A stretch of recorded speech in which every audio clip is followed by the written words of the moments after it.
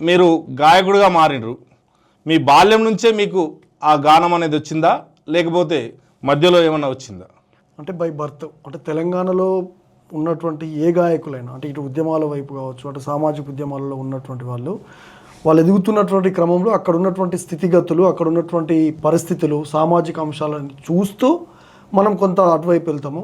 మనకు బై బర్తే, నేను మధ్యలో ఎక్కడ సరిగమలు నేర్చుకున్నది లేదు, ఏడ కూర్చొని క్లాస్లోకి పోయింది కూడా లేదు. నా చిన్నప్పటి నుంచి ఆల్మోస్ట్ 4th 5th క్లాస్ నుంచే క్లాస్ రూమ్లలో టీచర్స్ పాటల పోటీలు పెట్టినప్పుడు నేను కూడా లేవడం, పాడడము, అట్లా కొంత అది కంటిన్యూ అయింది. మీ నేపథ్యం, మీరు ఎక్కడి నుంచి వచ్చారు, మీరు పెరిగిన వాతావరణం ఏంటి?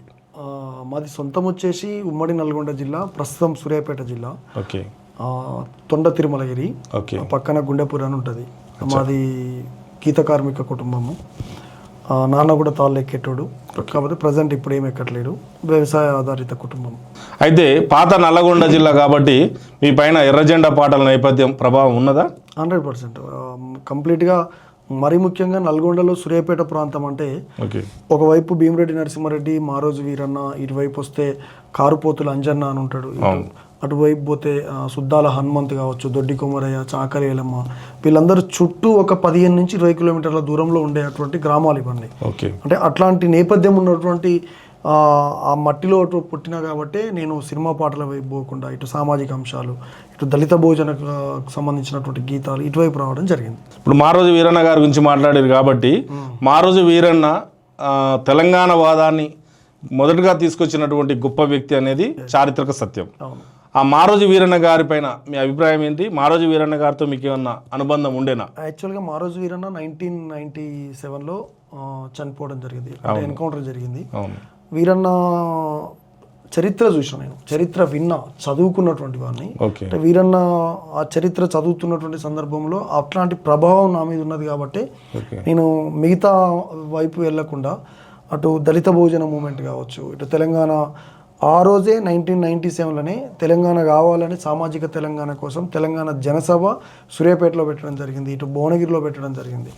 అంటే అట్లాంటి పరిస్థితి నుంచి వీరన్న ఎక్కడ ఎదిగి ఖచ్చితంగా తెలంగాణ అనే డిమాండ్ బలంగా చేకూర్చుతానని అప్పుడున్నటువంటి రాజ్యం కుట్రబండి చంద్రబాబు అప్పుడు ఎన్కౌంటర్ చేయించడం జరిగింది. కాబట్టి వీరన్న చాలా గొప్ప నాయకుడు. నిజానికి ఈ టైంలో వీరన్న లాంటి వాళ్ళు ఉండుంటే తెలంగాణ ఉద్యమం పట్ల కావచ్చు, మరి ముఖ్యంగా సామాజిక తెలంగాణ కోసము తను ఒక అడుగు అందరికంటే ముందడుగు వేసేటాడు. వీరన్న గురించి ఒక పాట.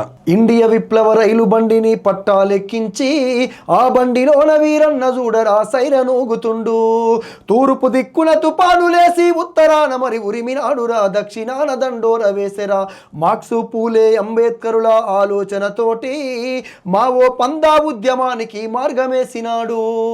ఇండియా విప్లవ రైలు బండిని పట్టాలెక్కించి ఆ బండిలోన వీరన్న చూడరా సైరనూగుతుండు. ఇండియాలో ఒకప్పుడు ఎర్రజెండా పార్టీ అంటేనే ఒక సిద్ధాంతానికి కట్టుబడినటువంటి సందర్భంలో వీరన్న లాంటి నాయకుడు వచ్చి, అంటే ఇండియాలో కులం ఉన్నది, ఈ కులాన్ని పటాపంచలు చేస్తూ ఏ కులానికి ఆ కులం ఏకమై ఒక ఎస్సీ ఎస్టీ బీసీలందరూ ఏకమై రాజ్యాధికారం దిశగా అడుగులు వేయాలని ఆ రోజే మారోజు వీరన్న ఇప్పుడు చాలామంది ఉన్నటువంటి ఎల్హెచ్పిఎస్ కావచ్చు, ఎంఆర్పిఎస్ కావచ్చు, గౌడ జన హక్కుల పోరాట సమితి కావచ్చు, కుల సంఘాలు, గొల్ల కుర్మ డోలు దెబ్బ కావచ్చు, ఇట్లా కుల సంఘాలు ఈరోజు నిర్మాణం అయ్యి మేమెంతో మాకంత వాటా కావాలని ఈరోజు ఇటు బీఆర్ఎస్ పార్టీతో కావచ్చు, అటు కాంగ్రెస్తో కావచ్చు, అటు బీజేపీతో పాటు ఇట్లా అన్ని రాజకీయ పక్షాల మీద ఒత్తిడి ఉందంటే దానికి ప్రధానమైనటువంటి మూల సూత్రం ఎవరంటే అది మారోజు వీరన్న ఆ రోజు స్థాపించినటువంటి ఇండియన్ కమ్యూనిస్ట్ సంయుక్త రాష్ట్రాల ఒక పార్టీ. అది వీరన్న వేసినటువంటి బీజం. అది తెలంగాణ వాదానికి కూడా వీరన్న బీజం వేసిన ఎలాంటి సందేహం లేదు. వీరన్న ఒకవైపు బెల్లి లలితక్క లాంటి వాళ్ళు కూడా తెలంగాణ కోసం పాట పాడినందుకే ఆ రోజు చంద్రబాబు కుట్రపూరితంగా ఈ వాదం ఇంకెక్కడ బలంగా అవుతుందో, ఇది పాట రూపంలో ప్రజలలోకి పోతే మనం ఆపలేమని 1997లో 1996 ఆ సందర్భంలోనే అనేక మందిని పిట్టల్ని కాల్చినట్టు కాల్చేసిండు. అందులో భాగంగానే మాధవరెడ్డి లాంటి వాళ్ళతోటి ఒక రకంగా కుట్రలు చేసి ఆ రోజు బెల్లి లలితక్కను 18 ముక్కలు నరికిండు.